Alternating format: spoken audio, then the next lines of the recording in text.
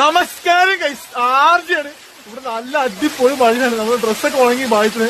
എന്തോ ഭാഗ്യത്തിന് ചെറുതായിട്ട് ചാറിയപ്പോ തന്നെ നമ്മള് മഴ പെയ്യാനായിട്ട് മനസ്സിലാക്കി ഓൺ സ്പോട്ട് ഡ്രസ്സൊക്കെ എടുത്ത് മാറ്റി. ഭാഗ്യം നല്ല അടിപൊളി പെയിന്റ്.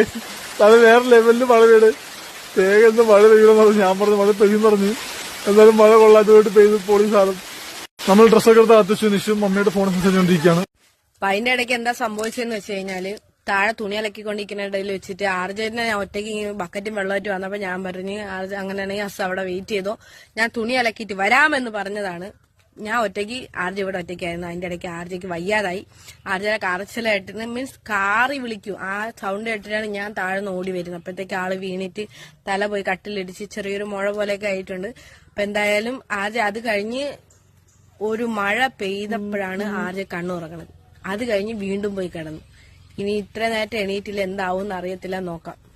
ഇന്ന് കാര്യം എന്തെന്ന് വെച്ച് കഴിഞ്ഞാൽ ആദ്യത്തെ മെഡിസിൻ തീർന്നിട്ട് ഒരു മാസമായിട്ട് ആദ്യക്ക് മെഡിസിൻ കൊടുക്കുന്നില്ല. അപ്പൊ എപ്പം വേണം വയ്യാതാകാം എന്നുള്ളത് അറിയാം.